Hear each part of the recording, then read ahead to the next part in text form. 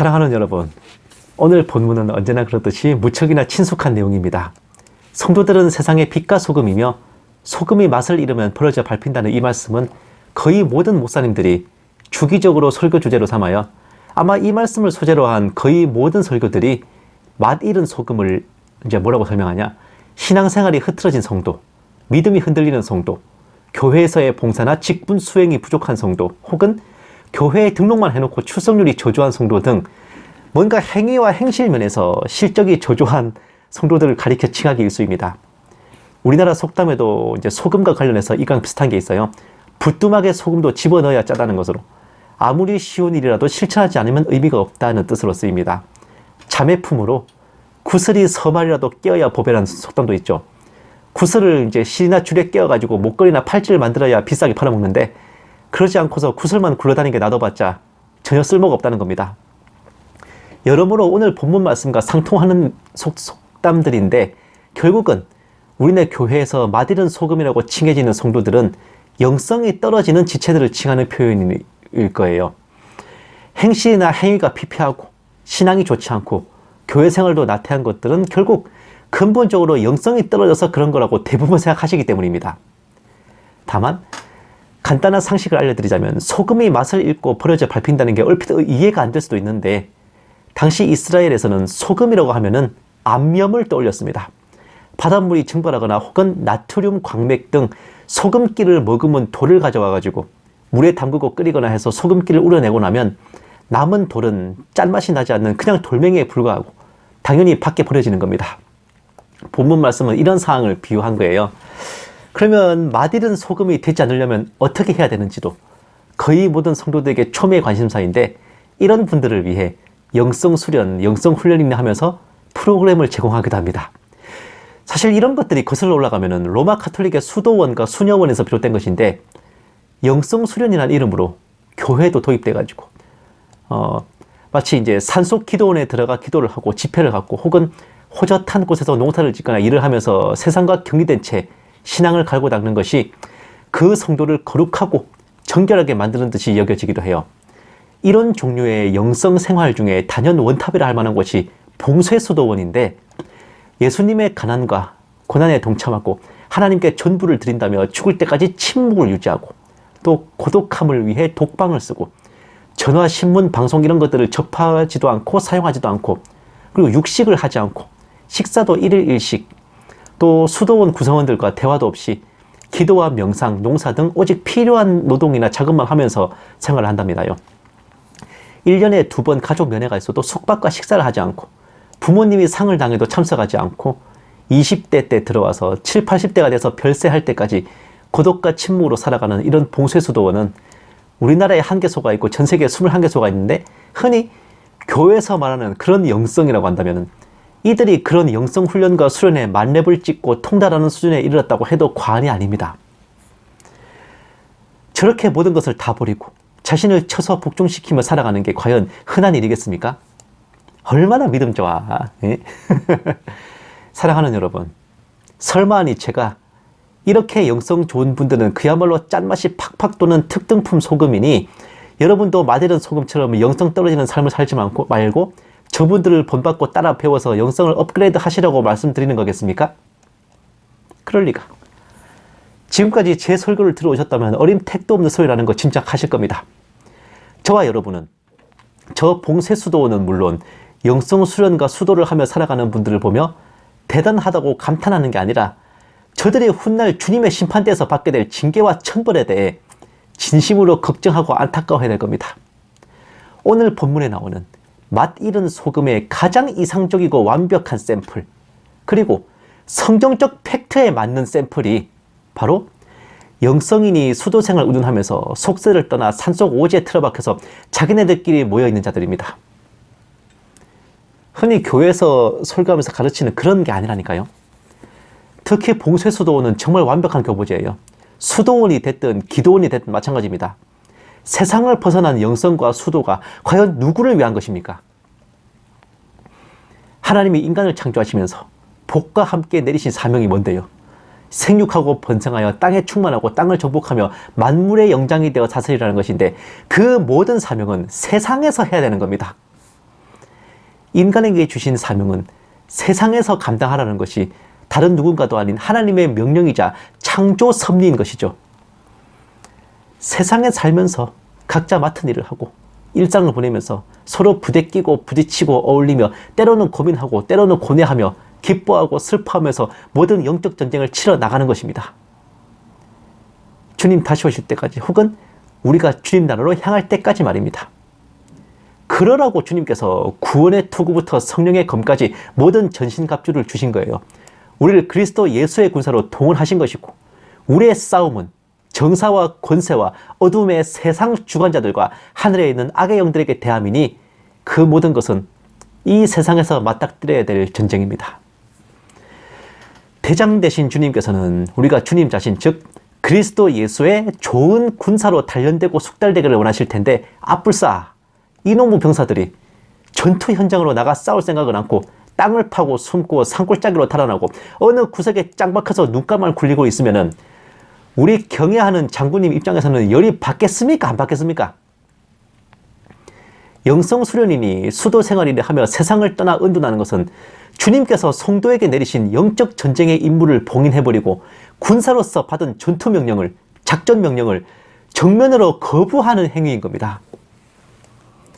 많은 교회와 성도들이 수도 생활을 하고 영성 생활을 한다는 이들을 보며 존경스럽게 바라보지만 그들의 고귀해 보이는 그 실천을 현 대한민국 국군의 군형법으로 환산하면 어떻게 되는지 아십니까? 전투 기피 및 적전 도주, 명령 불복종은 군형법 제8장 항명죄에 해당합니다. 전투 중일 경우 사형, 무기징역, 10년 이상 징역에 처해지고 집단으로 항명할 경우 수괴는 사형, 나머지도 사형 아니면 무기징역입니다. 또한 전투 현장 및 배치된 근무지를 이탈하여 숨어버리는 것은 군형법 제6장 군무이탈죄, 다른 말로 탈영죄에 해당해요. 전투 중일 경우 사형, 무기징역 10년 이상의 징역에 처해지고 일정 기간 안에 복귀하지 않을 경우에도 동일하게 처해집니다. 게다가 전신갑주, 즉 완전 군장을 갖춘 상태에서의 탈영이니 이 무장 탈영은요 최악의 경우 지휘관에 의해 현장 사살 명령까지 내려지는 중죄입니다. 또한 전투 기피와 도주, 탈영과 불복종 등으로 임무 수행을 거부하는 것은 공통적으로 적을 이롭게 하는 행위이므로 군형법 아니라 그냥 형법으로 따져도요 형법 제99조 일반 이적죄에 해당하여 무기징역 또는 3년 이상의 징역에 처해지고 병사 본인에게 지급된 군장비를 적을 향한 전투 임무에 사용할 수 없도록 행동한 것이기에 형법 제96조 시설 파괴 이적죄에도 해당합니다. 이는 사형 또는 무기징역에 처해지죠. 시설 파괴, 군사시설만이 아니라 탄약, 무기 등 군수 물자에도 마찬가지로 적용되는 겁니다. 여기까지 오면은 사실상 국가 반역, 역적에 해당하는 중범죄입니다. 영적인 문제까지 덧붙이면 스스로를 옳다고 여겨 회개와 반성도 하지 않는 성령 회방죄가 추가되겠습니다. 무시무시하다 그죠? 사랑하는 여러분, 세상과 유리된 영성의 결과가 얼마나 무시무시한지 느껴보십니까? 주님께서는 우리를 살아서 사랑, 죽어서 구원하셨는데 이런 자들은 살아서 고생, 죽어서 천벌이니 얼마나 슬피 울며 이를 갈노리십니까? 지팔직권이야. 지팔자 꼬는 방법도 가지가지인 겁니다. 뭐하러 그렇게 개고생하고 불편하게 살다가 죽어서 천벌을 받아요. 얼마나 억울하겠어. 슬피 울며 이를 갈지. 예? 성도들이 주일 예배 시간에 모여서 찬양하고 기도하고 말씀을 듣고 목사님의 축도 후에는 헤어져서 각자 평범하게 일과를 보내는 그런 교회는요 백날 천날 가도 귀신 들리는 사람 안 나옵니다. 뭘 봤다 들었다 하며 나대는 사람들이 좀처럼 나오지 않아요. 그런데 산속 기도원이나 오지에서 교회 간판 걸어놓고 영성이니 은사니 하며 성도들을 집에도 안 보내고 합숙을 시키면서 집단 생활과 집회를 하게 되면 어떤 일이 벌어집니까? 바로 그런 곳에서 마귀 역사가 일어납니다. 영이 씌이는 사람들이 나오고 환상을 보고 음성을 듣고 귀신 들리는 여종과 남종들이 탄생하는 겁니다. 번듯하게 도시에서 교회를 열어놓고 사역을 해도요, 그런 짓거리들을 옳게 여기고 존경스럽게 바라보며 따라 배우려 든다면 비슷한 사단이 필시 벌어지게 되고요. 왜 이런 일들이 벌어질까 하면은 너무 당연하게도 주님께서 지정하신 근무지를 벗어났기에 마귀의 공격에 취약해지고요. 그 스스로도 주님의 명령을 거부하고 탈영한 자이기에 주님께서도 그런 자를 처벌을 하시지 보살펴 주실 턱이 없기 때문입니다. 그리스도 예수의 군대에 그런 잡조는 필요 없다고요. 범죄한 천사들, 자기 초소를 떠난 천사들도 아끼지 않고 지옥불에 던지시는 마당에 그런 잡졸들을 아끼시겠습니까? 이런 치들이야말로 맛 잃은 소금이 아니면 무엇이겠습니까? 사랑하는 여러분, 신앙이라는 것은요, 주님과 동행하며 세상에 맞서는 것이고, 영성을 빙자한 수도와 은두는 사실상 불신보다 더 악한 겁니다. 우리가 교회 생활이 조금 나태하거나 부지런한 생활을 못한다거나 혹은 교회 출석이 저조하거나 그럴 수는 있지만요, 그렇다고 우리가 맛있는 소금이 된 게 아닙니다. 우리가 예정 안에 택하심을 입어 주님을 영접한 후부터는 교회 안에 있든 밖에 있든 주일이든 평일이든 우리의 모든 삶이 영적 전쟁이며 주님의 군사로서 임무를 수행하는 중인 거예요. 항상 군기가 바짝 들어있는 군사가 어디 있으며 늘 완벽하게 숙달된 조교가 어디 있습니까? 때로는 나태할 때도 있고 군기가 빠졌을 때도 있고 농땡이 칠 때도 있습니다. 불침번 서다가 옆에 같이 서 있는 병사랑 잡담할 때도 있고 탕집 서다가 깜빡 졸기도 다반사야. 하지만 그 모든 것은 정상적인 임무 수행 중에 일어나는 과정이고 해프닝일 뿐이죠. 그러다 걸리면은 이제 어디 빠져가지고 야 너 군장 메고 연병장 빽빽이 돌아 이럴 수는 있지요. 예. 근데 거기까지인 겁니다.